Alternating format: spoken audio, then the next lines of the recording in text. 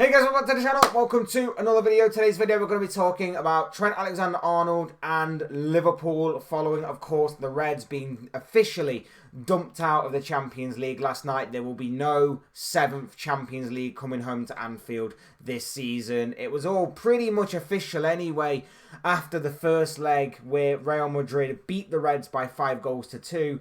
But the formality of playing the second leg obviously confirms Liverpool's fate in this Champions League this season. They will not be progressing any further, and they have been eliminated, and Real Madrid progressed to the next round of the competition. Karim Benzema got the only goal on the night as Real Madrid ran out 1-0 winners in the Bernabeu and 6-2 winners overall across both legs on aggregate. But the main bulk of this video that I want to talk about, I will obviously talk about the Liverpool game a little bit and talk about what I expected and what actually came about on the night. But the main bulk of this video is going to be about Trent Alexander Arnold, the right back of Liverpool, who came under some more scrutiny last night, thanks and mainly from obviously fans on Twitter and everything. But the key phrase, or the key kind of pundit, I guess you'd say, that was mainly on his case was one Jamie Carragher, and I want to talk about Jamie's comments on this, on the right back, on Liverpool going forward, and just throw a bit of my kind of thoughts and opinions out there on this particular topic as well. But before we go any further, I would like to remind you all to please like the video and also subscribe if you're new. Both of them is always and forever greatly appreciated. But for now, let's talk about Liverpool, let's talk about Trent Alexander Arnold, and let's talk about Jamie Carragher. Last night was a formality for Real Madrid, and that's exactly how it turned out after like the first 20 minutes or so. You could see that the belief and the confidence in Liverpool pretty much drained very quickly in that game. It was understandable to an extent because, let's face it, it was a massive mountain to overcome for the Reds.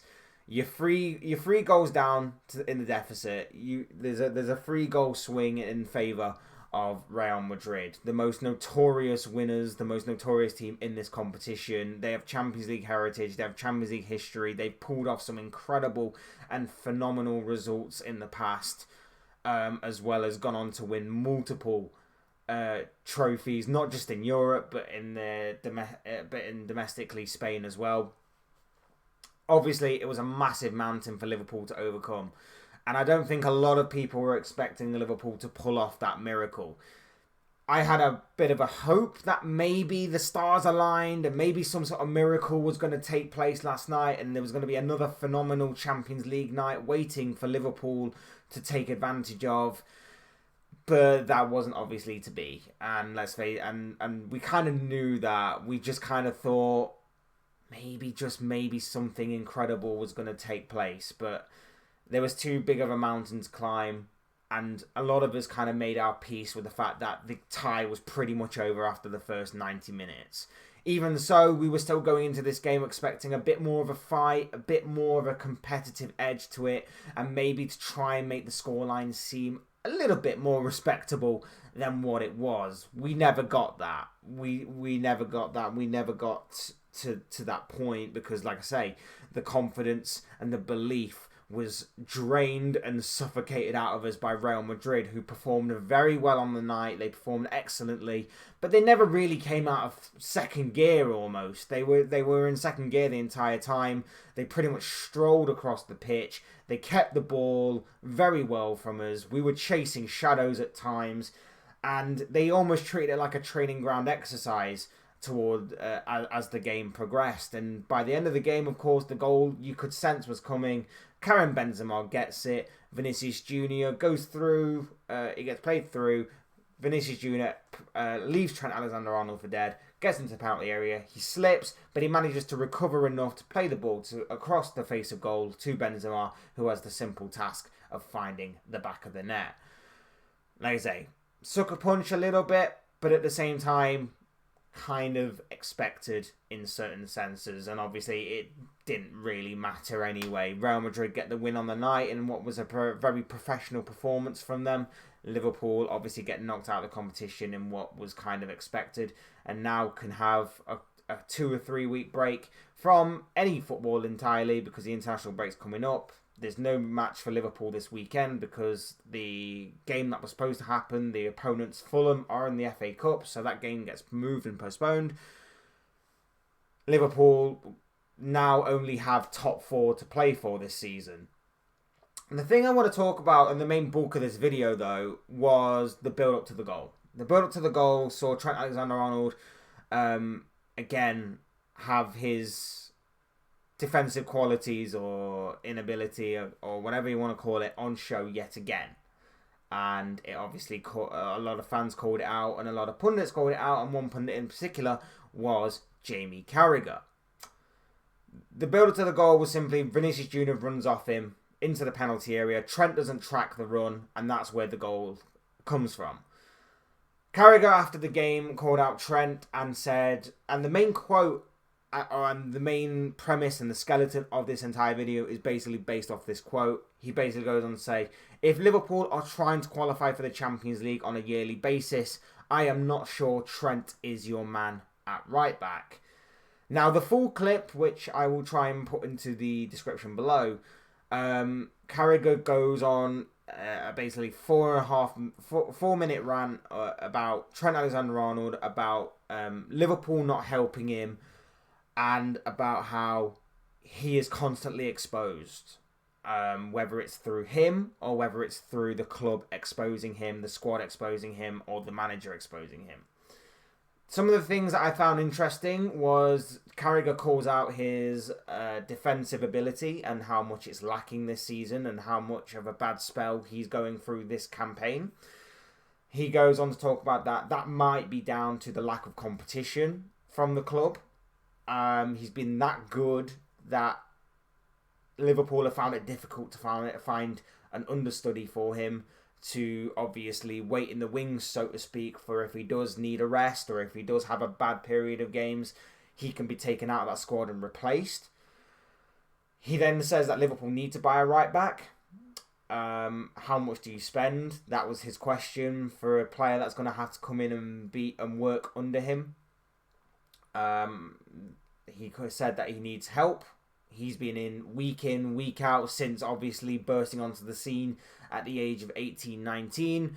And barring injury, he's pretty much been in the squad throughout and constantly and consistently. Obviously, he's had the odd 1 or 2 games here where he's probably needed a rest. And that's where the likes of Joe Gomez and James Milner's come in. But he's pretty much been in, week out. He then went on to say that when you're the best team in the world, as Liverpool have been there or thereabouts these past several years, that you're attacking more, you are on the front foot more, and that's where Trent's best abilities shine through, his attacking ability and his attacking quality and his attacking prowess. But when you obviously step back and you're going for more of a Champions League chasing side, your defending is exposed more. He said that you drop off more and your defending abilities and then have to be put to the test, and obviously Trent's don't really match up. He then goes on to make that quote that I stated earlier, and then questions what kind of defensive training or what kind of defensive motivation or direction is Trent being put through on the training ground. He sits there and says, Does the Liverpool boss want more from him in a defensive sense, or is he happy to do this? I'm going to go through each and every one of these points and just talk about my opinions on it. First and foremost, I will say that I think Trent gets targeted a lot by pundits and fans alike. I think that obviously his attacking prowess and his attacking ability outweighs his defensive ability. There's no question, no doubt about it. There's no secret to that. He is better going forward than he is defensively. That's fine. But that's not to say he's a terrible or bad defender. I think he is a good defender. I just think that, and I say that in the sense that I think that he doesn't get the credit he deserves for having a good defensive performance. I think there has been more of a...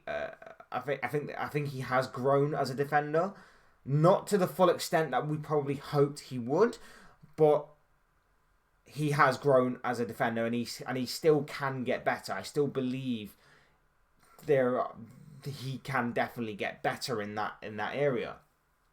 But I just think the way that he plays, I think with who he plays for, the way that he's built himself up these past several years to be one of the best right backs in the world and in the world of football, I think he does get targeted a bit unfairly in that regard whenever there's seemingly a mistake that obviously he makes, or there is seemingly a goal that comes from his kind of area where people question where he is, what his positioning is, and so on and so forth. So I do think he does get a little bit treated a little bit unfairly. So, and obviously in saying that, I do get Carragher's point that he does lack defensively rather than going forward. I get that. The lack of competition, I get that as well, because the only competition he's really had over these past few years is either a James Milner or a Joe Gomez. Now, they're not natural right backs, but they can obviously fill in a hole whenever Trent is in need of a rest or Trent is injured for a period of time or whatever the case may be. The fact that he's got to buy a right back, pretty obvious, but at the same time, we do have a right back coming through in Calvin Ramsey. So will we see Calvin Ramsey sooner rather than later? I think we probably have to. I know he's young, but at the same time, why did you buy him for last summer if obviously he wasn't going to be used and utilised in this kind of way? The whole idea was he was going to be Trent's understudy. He can't perform any worse than what Trent has performed this season, in my opinion. Trent hasn't had the best of seasons. Stats and everything will tell you that. There's no point me trying to try and defend him on that. He hasn't had the best of seasons. Throwing in a kid that obviously, I know he came in with an injury, so I know he's been working with the under-21s and stuff. Throwing him in, he can't get any worse than Trent. He can't be any worse. And it will give Trent a bit of much-needed rest and a bit of much-needed time to refocus and rethink and everything. I think throwing him in might be a good opportunity to do so going forward. And I think it might be the perfect opportunity given how top four is the only thing we've got left to fight for. And we've got to really roll the dice and gamble on that, because if we don't, we've got to try something. Because at the way that we're playing right now, I don't necessarily believe we will get there. So I think that could be interesting.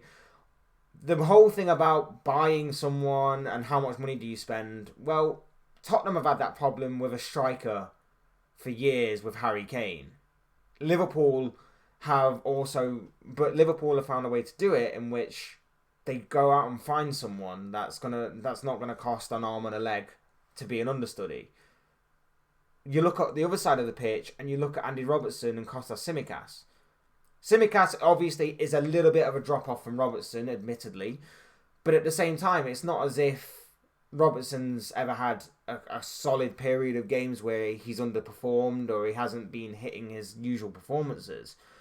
But at the same time, if he is to come out of the squad and Tsimikas is to go in, it's not too big of a drop off that you notice it, or it's much more noticeable. Tsimikas is very much a good understudy and very much is good to step in whenever Robertson needs a rest or Robertson's suspended or injured or whatever the case may be. Liverpool need to find that guy on the other side of the pitch for Trent, and maybe they already have him in Calvin Ramsey, or maybe they might find someone in the summer. Only time will tell. So I do think Carragher might be overlooking certain things. Like I say, Tottenham have that problem with Harry Kane being their striker. Liverpool have kind of sorted that out on the left-hand side of the pitch. Now they need to focus more on that side, and maybe bringing in Calvin Ramsey, like I say, might actually help in that regard.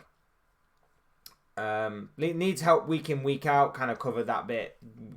He has been in, week out, let's face it, barring injury, so kind of covered that bit, and I understand that bit.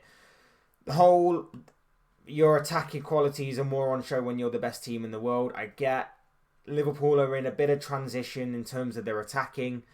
They need to sort out their midfield, though, in my opinion. I think they sort out that midfield, and I get that maybe you look at the long-term futures of the likes of Joel Matip and Joe Gomez, and you think that maybe it's time to move at least one of them on, or maybe even both. I get that.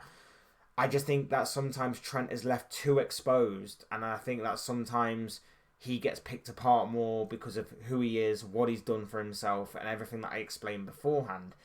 there have been times this season where goals have come from that kind of right back area of Liverpool, and he's been the kind of scapegoat as to being, well, why didn't you do more? I often think that he is left too exposed by not covering, by players not covering, players not helping, players not taking leadership back there. I don't necessarily believe it's all Trent's fault. I think the positioning and the tracking back, or the tracking back in particular, is his fault, and I think that he needs to do that more.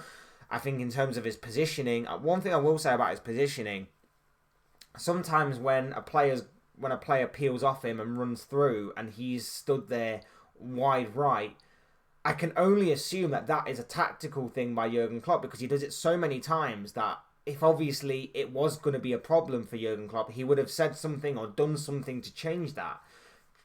Whether it be take him off or whether it be just keep him on the bench for a few games. For me, I believe it's more of a tactical thing, because he's in a position where if the ball does get cut out and Liverpool do try and spring a counter-attack, he's the outlet ball for a long ball to get pumped up to Darwin Núñez or Salah or whoever it may be to run onto and then launch a counter-attack. That's the only justification I can have for how many times we see Trent in a wide right position when obviously the attacking team is pretty much in the Liverpool area, in the Liverpool penalty area. So that's the only way I can justify that. But yeah, I get it. I get that his defending is exposed in that sense. But again, I think some of it can be justified. I think some of it isn't necessarily on him. I think it's on other players and the manager as well. He needs to take his lion's share of the blame as well. Some of his tracking back is poor. And I think, yeah, I think that ties in as well with what Carragher was saying in terms of, I want to know what kind of direction he's getting off the pitch in terms of training and his defensive qualities. It's interesting. It's very intriguing to kind of understand and see where they are coming from in terms of that aspect. But obviously, only time will tell on that. In terms of whether his position needs changing to a midfielder, look, the more and more that we see these kinds of performances, the more and more, like I say, we might need to gamble. And throwing him in the midfield might not necessarily be a bad option going forward. We could necessarily just see this as a bit of a gamble and a bit of a trial and error stage. We, of course, want to get into the Champions League. We need to get into the Champions League. But it's whether or not that's going to happen. And I think, like I say, tried and tested seemingly doesn't necessarily work this season. And I think we might need to roll the dice a little bit. Maybe moving Trent might not necessarily be the worst idea now going forward. Do I reckon it might be sustainable long term? Not necessarily. I think physically, I think Trent struggles a little bit, and that could obviously be more exposed in the midfield. He'll need to obviously learn to track more. He'll need to obviously learn to get back more in terms of that aspect. So that could be interesting to see if that will actually work. But I'm just curious to know what everyone else thinks of this Trent Alexander Arnold situation. Like I say, for me personally, I think it's time we gave Calvin Ramsey that chance, or we gave a young right back that chance to obviously make a name for himself, like what Trent did at the very young age that he managed to break through into this Liverpool team.